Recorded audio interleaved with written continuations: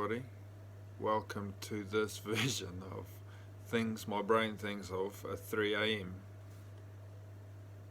Earlier in the week I had a conversation with a friend of mine who's been struggling with coming to grips with where they're at and where they're going, and to my mind they look like they had a pretty sweet setup really.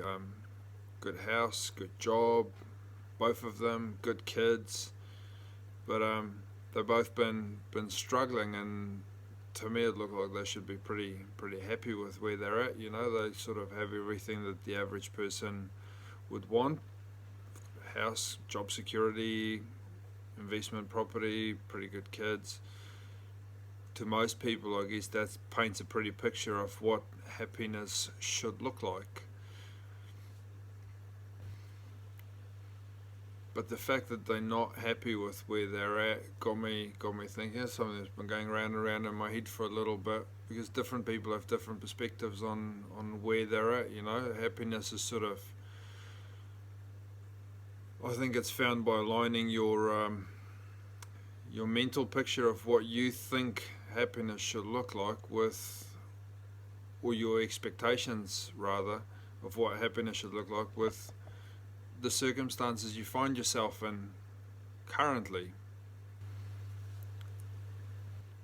And in my mind, you've kind of got two options when it comes to that. You can either change the circumstances, or you can change the way you see it, because a lot of it comes down to perspective. If there's a misalignment, from lack of better word, between what you expect and what you have, you can either change what you have or you can change what you expect. Really, those are your two choices.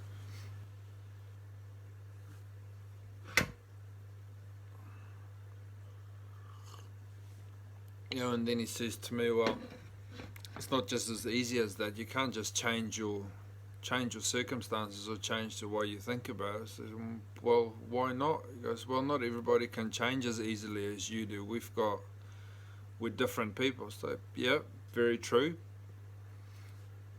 That is very true. We are two very different people, but I think ultimately the difference comes to, I don't make excuses for where I'm at versus where I would like to be. I actively seek out those things, you know.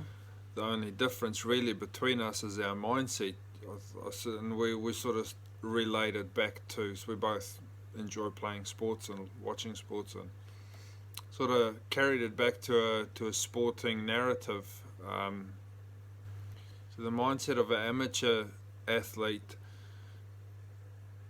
says, oh, I can't lift that weight, that's far too heavy, that's way above my personal best. And the mindset of a professional is, it's higher than my personal best, but even if I fail at it, I'm still going to be able to lift more than what my personal best previously was. So you're kind of failing forward. Is that failing really, or is that progression? I think that's a big difference between winners and losers, or professionals and amateurs, or people who fail and people who succeed. Even though you fail, whether you fail or not comes down to your perspective of it, whether you've really failed or not. The biggest failure really is not even having a go because you're afraid of failing. That's the only real failure, because if you don't try, you can't progress, and you just stand still, and standing still is just as good as going backwards. So by doing nothing, really you hitting reverse gear, in my opinion. 90% of winning basically is just showing up. If you show up and you've had a go and you fail, you've still achieved 100% more than somebody that didn't even bother turning up and did nothing. So for some reason, human beings by default try and avoid being uncomfortable, which is weird, because that's sort of where the growth lies. You know, in sport, I did a degree in sport science back in the day, and we had this principle called the SAID principle, SAID, which stood for specific adaptations to imposed demands. which basically means that if you want anything to grow or respond, you have to challenge it before it will do so. And the acronym kind of speaks for itself, really. So, I think the same thing stands for whether it's a muscle or whether it's your brain or your emotions or whatever part of the human psyche you want to be talking about. You have to have some kind of a challenge or a demand or a pain point placed on you before you grow. I think as long as you stay inside your comfort zone, there's no real incentive to progress or to stretch yourself. Whether you're stretching a muscle or you're stretching your mind, you've got to dust the cobwebs off. I think people who really excel at anything in life are those people that actively search out the pain points, the discomfort. Being uncomfortable stimulates growth, and we all want growth, so therefore should we all want pain. I think pain is your friend. You should invite him in and give him a beer and a crisp high five on the way out or something. So now it becomes a question of what's your resistance? What's your pain point? Where's your discomfort zone? Is it writing a book? Is it painting a picture? Is it learning a new skill? Is it starting a business? Is it losing weight? Everybody's got a different thing that they need to work on, a different thing they need to challenge themselves on. So, and once you've figured out what your resistance is or what your thing is that you need to work on, you need to start challenging yourself little bit by little bit. I'm not saying throw 500 kilos on the bar and try and squat it, but you gotta continuously challenge yourself little bit by little bit. Make yourself that little bit uncomfortable, just uncomfortable enough to challenge yourself and to stimulate some kind of growth. I think people like to make things more complicated than what they need to be, because then they've got an excuse and say, oh, it's too difficult. Instead of picking something to do, simplify it, write it down, and then just do it.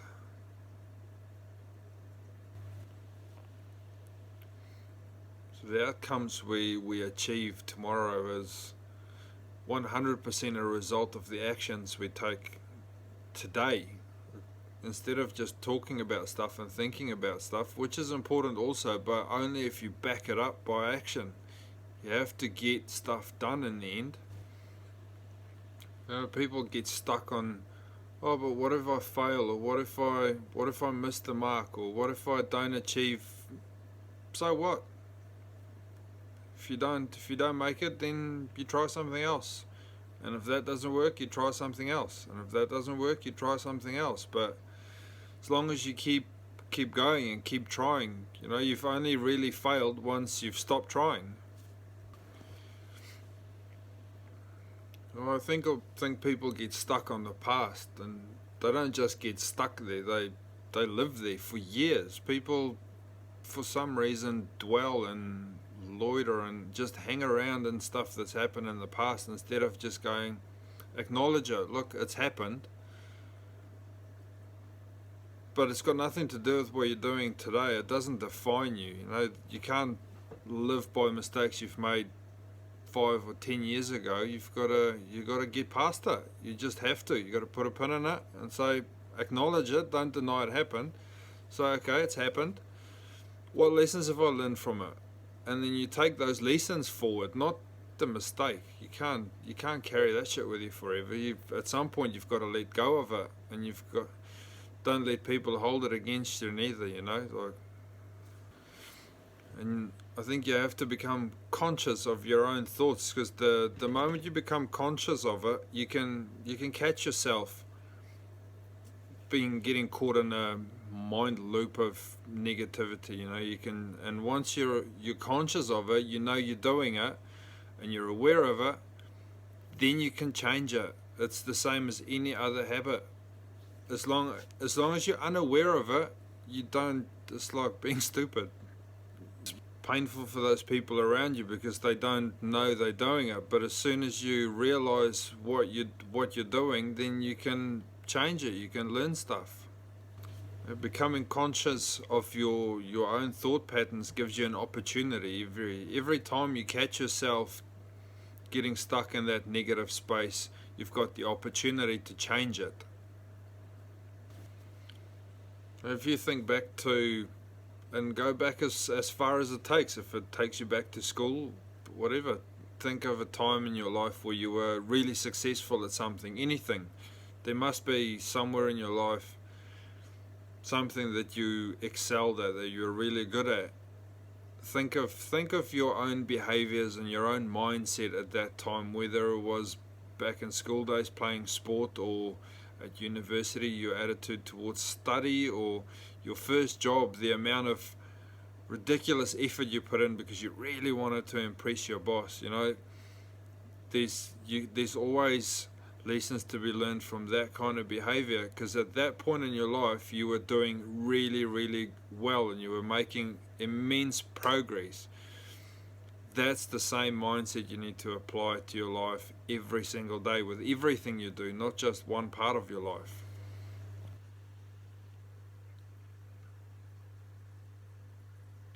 So your brain is your biggest asset and your biggest liability, both at the same time. And it's kind of like driving your car down the road. You have to keep both hands on the wheel and keep it going straight, otherwise you end up in a ditch somewhere and you might not like where you're at then.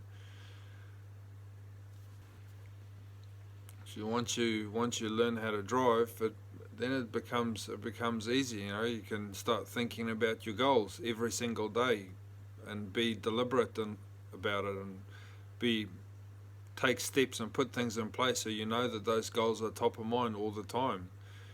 You can start thinking of it as if you've already achieved it. Really, really imagine it like you've already achieved those goals. You're living the life you want to be living as if you've already achieved it. You can feel it, you can smell it, you can taste it, you can hear the sounds and feel the little hair on your neck stand up.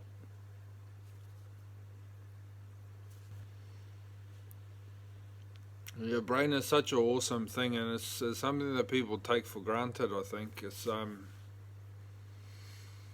of the great head fucks of life, from lack of better wording. We take it for granted because it was given to us for free. We do that with a lot of stuff in our life, like family and friends and health and intelligence, all that kind of stuff. Because it was handed to us at birth, we don't really attach any value to it until it gets taken away, and then all of a sudden you realize, well, it was worth a lot. And stuff that we can quite easily replace, like money or a car or a house, or that's just shit you can go and make some more, but you can't replace a family member. It's weird how we place more value on things that we can replace than things we can never get back once it's gone. So this has been a bit of a long chat, so just to sort of start winding up. It doesn't matter whether you're 30 or 40 or 50 or 60 or wherever you are in your life, you can still be the hero of your own story, right? You just gotta. I think people need to act or live their life like you've got a cameraman following you around the place. Pretend like someone's watching all the time. The great thing about acting like someone's watching all the time is it comes back to that winner's mentality, where winners and high achievers keep working whether someone's watching or not. Long after the lights have turned out and everybody else has gone home, you're still sitting at your desk or at 4 a.m. making videos or having random rants to strangers that don't know you. I don't know. So to summarize, make some choices, man. Start reading a book, start getting up a bit earlier, start exercising a little bit longer, start working a little bit more, and you got this. The life you want is only as far away as your own imagination, and you're willing to commit to it. So get shit done. Alright guys, I'm out. I'm gonna go try to get some sleep. Cheers.